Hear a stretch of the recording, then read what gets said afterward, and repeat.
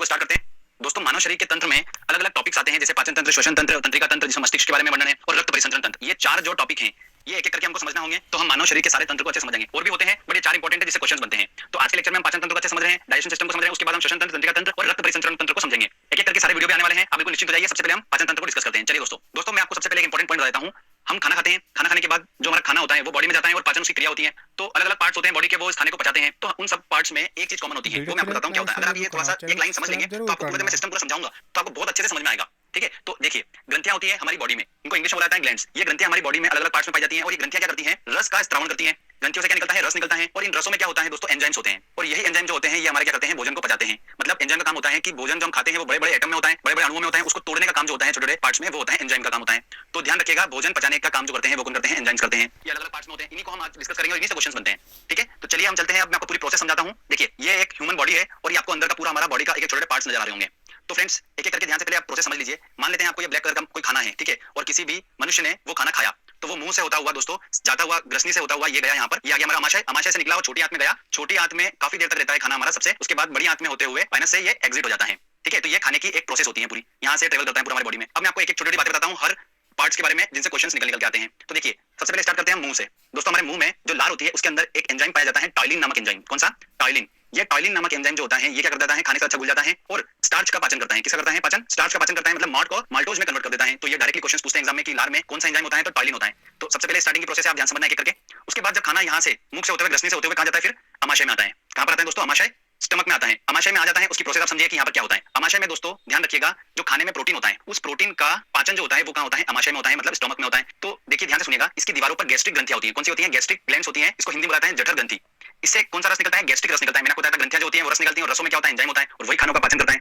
ठीक है, तो गैस्ट्रिक ग्रंथि जो है उससे गैस्ट्रिक रस निकला, और इस गैस्ट्रिक रस में क्या क्या होता है दोस्तों, HCl होता है, हाइड्रोक्लोरिक अम्ल होता है, पेप्सिन एंजाइम होता है, और रेनिन एंजाइम होता है। तो दो एंजाइम इसके अंदर होते हैं, पेप्सिन और रेनिन। समझ में आया आपको। अब ये पेप्सिन नामक जो एंजाइम होता है, इसका बहुत इंपॉर्टेंट रोल रहता है, क्योंकि ये क्या करता है, प्रोटीन को पेप्टॉन्स में कन्वर्ट कर देता है। किस में कन्वर्ट कर देता है, पेप्टॉन्स में कन्वर्ट कर देता है, पेप्सिन नामक एंजाइम। ठीक है, और ये पेप्टॉन्स और कुछ प्रोटीन जो होते हैं, फिर ये आमाशय से आगे निकलते हैं। ठीक है, आमाशय से एग्जिट होते हैं और किधर जाते हैं, देखिए दोस्तों, ये आपको ऑरेंज कलर का पार्ट दिख रहा है, ये है छोटी आंत, इसको बोला जाता है स्मॉल इंटेस्टाइन। आमाशय से छोटी आंत में जब खाना जाता है, ऑलमोस्ट आमाशय में यहाँ पर खाना जो होता है उसका पाचन हो जाता है। उसके बाद ये जो जाता है छोटी आंत में, इससे पहले यहाँ पर आकर कुछ रस इससे मिलते हैं, जूस इससे मिलता है। कहाँ पर मिलता है, बिल्कुल छोटी आंत के पॉइंट पर। तो मैं आपको बताता हूँ कौन सा दो अलग अलग टाइप के जूस होते हैं वो। देखिए, ये आपको दिख रहा है, ये पोर्शन होता है लीवर का, इसको बोला जाता है यकृत।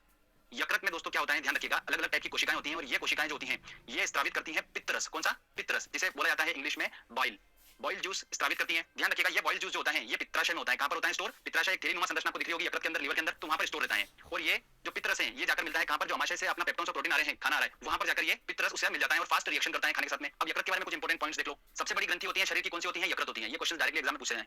उसके बाद ध्यान रखिए, पित्तरस का स्त्रावण कौन करता है, यकृत करता है। मैंने आपको बताया, यूरिया का निर्माण करने का काम भी यकृत का होता है, और इसका मेन रोल होता है कि ये खाने में जो जीवाणु होते हैं, ठीक है, विषैले पदार्थ होते हैं, उसको खत्म करने का काम कौन करता है, यकृत ही करता है, लीवर ही करता है। ठीक है, आपको ये देखो ब्लू कलर की आपको लाइन दिख रही होगी, एक आ रही है, अगला पार्ट जो हम डिस्कस करने वाले हैं अग्नाशय से, ये ब्लू कलर की लाइन आ रही है। ठीक है, और एक आ रही है यकृत से, और ये कहां मिल रही है, आमाशय के बिल्कुल एग्जिट पॉइंट पे, और जो हमारा हम स्मॉल इंटेस्टाइन पढ़ने वाले छोटी आंत के स्टार्टिंग पॉइंट पे मिलती है। तो यहाँ समझना है आपको, लीवर से जो हमारा जूस आता है वो कौन सा है, पित्तरस है। ठीक है, अब अग्नाशय जिसको बोलते हैं पेनक्रियास, यहाँ से भी एक अग्नाशय रस आता है, जो कि कहां मिलता है, मैंने आपको बताया, आमाशय से जो हमारा खाना पचा हुआ खाना आता है उसके साथ मिलता है। तो अग्नाशय में क्या होता है दोस्तों, ध्यान रखिए, अग्नाशय में बहुत सारी ग्लैंड होती हैं, ठीक, ग्रंथियां होती हैं, वो अग्नाशय रस को निकालती हैं और अग्नाशय रस स्त्रावित करती हैं। उसके अंदर क्या होता है, ट्रिप्सिन नामक एंजाइम होता है। कौन सा, ट्रिप्सिन, जो कि आमाशय में हमने डिस्कस करा, पेप्टॉन्स बन जाता है प्रोटीन का, और उस पेप्टॉन्स को एमिनो अम्ल में कन्वर्ट करने का काम किसका होता है, इस ट्रिप्सिन नामक एंजाइम का होता है। समझ में आया आपको। तो ये अग्नाशय रस जो होता है, और पित्तरस, यकृत से पित्तरस आ रहा है, और अग्नाशय से कौन सा रस आ रहा है, अग्नाशय रस आ रहा है, और ये आके कहां मिल रहे हैं, आमाशय से जो भोजन छोटी आंत में जा रहा है। आपको देखो एक ब्लू कलर की लाइन दिख रही होगी, जो आमाशय के एग्जिट पॉइंट पे मिल रही है, यहाँ पर ये उससे आके फास्ट रिएक्शन करती है, जो हमने खाना खाया उसके साथ में, जो बचा हुआ खाना यहाँ से आता है आमाशय से, उसके साथ में फास्ट रिएक्शन करती है।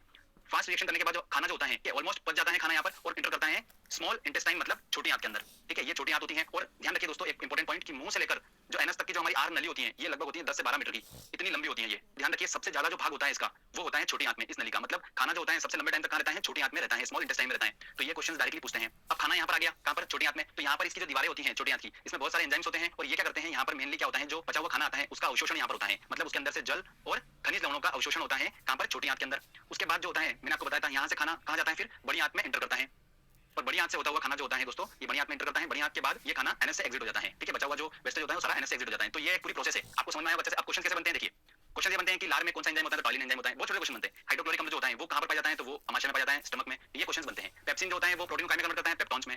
प्रोटीन जो होता है पूरी प्रोसेस में काय में कन्वर्ट हो जाता है, तो एमिनो अम्ल में कन्वर्ट हो जाता है। तो ये छोटे छोटे क्वेश्चंस पूछते हैं। ये हमको सिस्टम आपको बहुत आसानी से समझ में आएगा। मैंने छोटे छोटे पार्ट्स बताए और इंपॉर्टेंट पॉइंट बताए। बहुत सारा पढ़ने को, बट हमको वो पॉइंट पढ़ना है जिससे क्वेश्चंस बनने के चांसेस बहुत ज्यादा होते हैं। ठीक है दोस्तों, तो ये आपको पूरा सिस्टम समझ में आ चुका है। अब दोस्तों एक पॉइंट ध्यान से सुनिए। हमने ये जरूर पढ़ लिया कि सबसे बड़ी ग्रंथि यकृत होती है। तो हमारी बॉडी में सबसे छोटी ग्रंथि कौन सी होती है, वो भी हम पढ़ लेते हैं। एक छोटा सा पॉइंट है। तो वो ग्रंथि होती है दोस्तों पिट्यूटरी ग्रंथि, जो होती हैं वो सबसे छोटी होती हैं और ये मस्तिष्क में स्थित होती हैं, तो इससे भी क्वेश्चंस बनते हैं। ठीक है, वेरी इंपॉर्टेंट पॉइंट है, दोनों आपको समझ में आ गया, बड़ी ग्रंथि छोटी ग्रंथि, है ना। तो चलिए अब ये आपको प्रोसेस पूरा समझ में आ चुका है। अब मैं आपको लगाता हूं दोस्तों क्वेश्चन आंसर टेस्ट, और कितनी आसानी से आप क्वेश्चन सॉल्व कर लेंगे देख लेना। आप एक बार अच्छे से लेक्चर को समझो। हमारा मानव शरीर में पाचन का अधिकांश भाग किस अंग में संपन्न होता है। देखिए मैंने आपको बताया था कि पाचन का जो सबसे अधिकतम भाग होता है वो कहां पर होता है, छोटी आंत में होता है। जो आहार नली होती है सबसे लंबी कहां पर होती है, छोटी आंत में उसका पार्ट होता है। तो खाना जो अधिकांश भाग पाचन का जो होता है वो कहां पर होता है, छोटी आंत में, तो सी आंसर होगा।